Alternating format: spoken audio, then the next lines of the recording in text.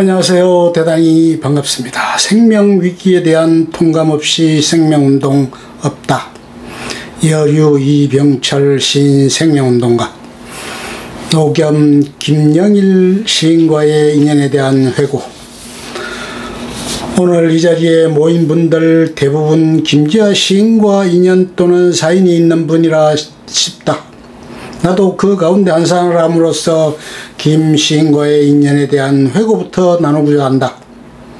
나는 김 시인을 아는 대부분의 사람들이 그를 지하형 또는 김지아 선생이라고 부르는 것과는 달리 노겸형이라고 부른다.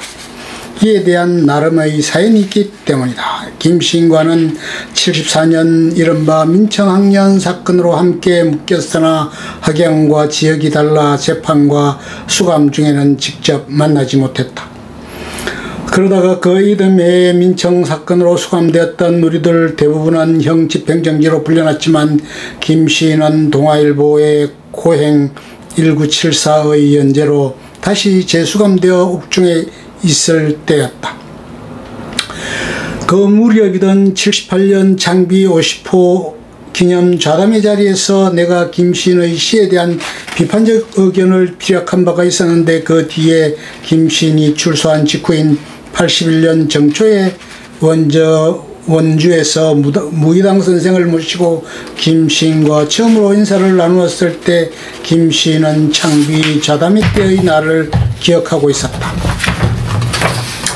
그런 인연을 시작으로 무의당 선생과 인농 박재일 선배 등과의 인연도 겹쳐 김 시인을 자연스레 형님으로 모시게 되었고, 특히 한살림 공부 모임을 함께하면서 더 깊게 만나게 되었다. 이를 계기로 그 뒤 내가 쓴 책들에 길게 짧게 발문이나 표사 등을 써주셨는데, 특히 이른바 새천년을 맞이하여 내가 준비했던 책 살아남기 근원으로 돌아가기 둘에 2000년 01월에 장문의 발문으로 당신의 이름을 옛 이름 김지아에서 김노겸, 김영일로 새롭게 바꾸었다는 것을 밝혀놓고 다음부터는 꼭 그렇게 불러달라고 당부했기 때문이다. 귀농은 윤례의 각비운동이라는 이 발문, 4332년 11월 3일 새벽 3시 30분은 단지 김 시인이 당신의 이름을 새롭게 바꾼 것을 알리는 내용만이 아니라 당신의 생명사상에 대한 주요한 메시지를 담고 있는 문건 가운데 하나라는 점에서도 중요한 의미를 가진다고 생각하기 때문이다.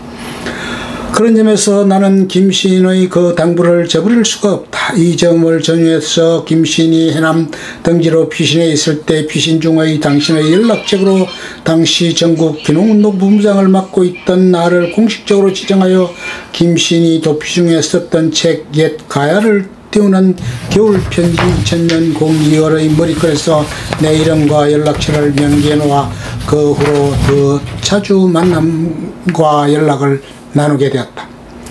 시대의 천재이자 광인 그리고 큰 무당, 저마다 인연에 따라 또는 이해와 믿음에 따라 김 시인에 대한 느낌과 평가가 다를 수밖에 없다. 나에겐 김 시인은 시대를 앞서간 천재이자 경계를 넘어선 사람으로 다가와 있다. 도인은 여치 여광하다고 했던가 범인의 눈에는 그렇게 보인다는 말이겠다. 김 시인 또한 세상에 그렇게 보였으리라 싶다. 아마도 해남 피신 시절 즈음이었으리라. 내가 살던 곳과 가까운 통영과 그제를 함께 가게 되었는데, 그제의 시푸른 남해안길을 오랫동안 걸으면서 이런저런 이야기를 나누던 중에 나는 노겸 형님께 유랑 공동체 운동을 제안했는데, 그와 관련한 이야기를 한참 나누다가 불쑥 나에게 이런 말을 했다. 이 형, 나는 저 너머를 본 적이 있어. 당신은 저 세상 이성 너머를 보았다는 말이었다.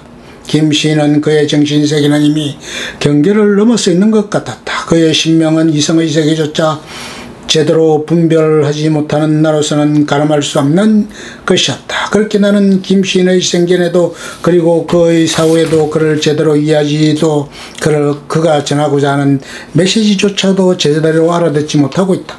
이미 경계 너머에 있는 이를 경계에 가려진 눈으로 무엇이라고 할 수 있을까? 그런 점에서 김시인 사후에 이곳저곳에서 들리는 이렇다 저렇다 평가는 내겐 휜소리처럼 들릴 때가 많다. 노겸 김영일 시인.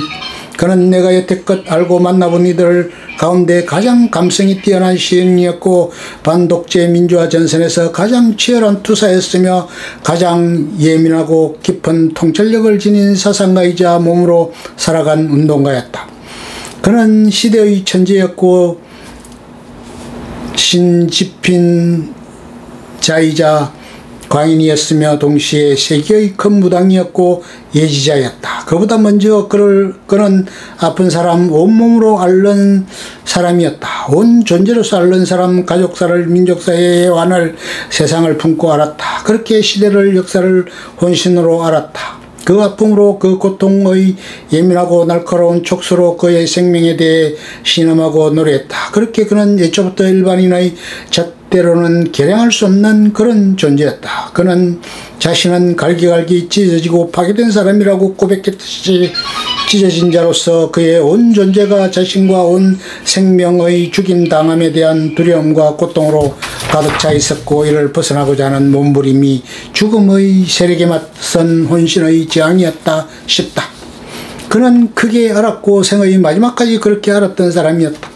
91년 이른바 죽음의 구판을 걷어치우라라는 칼럼은 죽임당하는 생명의 아픔으로 전율하던 시인의 절규였고 죽음을 부추기는 세력과 세태에 대한 단호한 일갈이었다.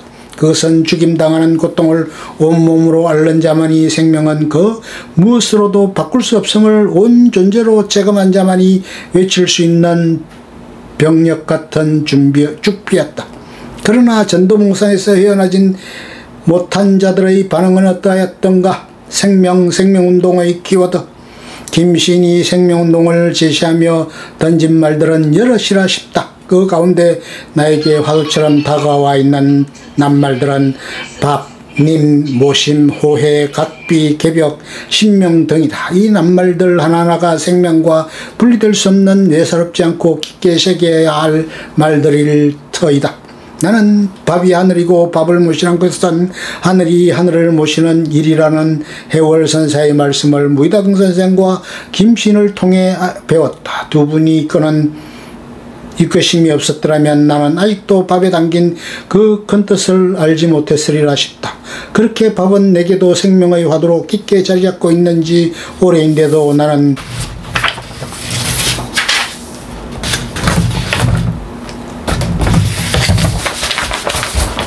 과연 제대로 밥을 모시고 있는가 싶을 때가 여전히 많다. 천지 만물이 모두 님이란 것도 김시인에게서 배웠다. 그것이 님을 통해서 일러준 내용이다. 님 가랑잎 한 잎 마루 끝에 굴러들어도 님 오신다 하소서. 개미 한 마리 마루 밑에 기어와도 님 오신다 하소서. 넓은 세상 더 넓은 우주 사람 짐승 풀벌레 흙 물 공기 바람 태양과 달이 일과 별이 다 함께 지어놓은 밥 아침 저녁 밥그릇 앞에 모심으로 살아있다는 말이나 호해나 신명이나 개벽이란 말 또한 그렇다. 우선은 이 말들의 의미를 제대로 알아들을 일이 중요하리라 싶다. 생전에 내가 노겸 형께 형님은 민중이나 저작거리 장바닥 사람들 이야기는 자주 하면서 말은 왜 그렇게 어렵게 합니까? 나도 형님의 그 말을 제대로 알아듣지 못하겠는데 형님이 말씀하시는 민초들이 어떻게 그 말을 알아듣겠습니까? 라고 했더니 대뜸 이 형 공부 좀 하소 라고 하셨다. 이렇듯 생전에도 김시인의 말씀을 제대로 알아듣지 못했고 형님이 떠나신 지금도 여전히 그 말씀을 제대로 알지 못하고 있다. 이제 누가 노겸 형님의 말씀을 쉽게 풀어낼 수 있기를 기대해 볼 뿐이다.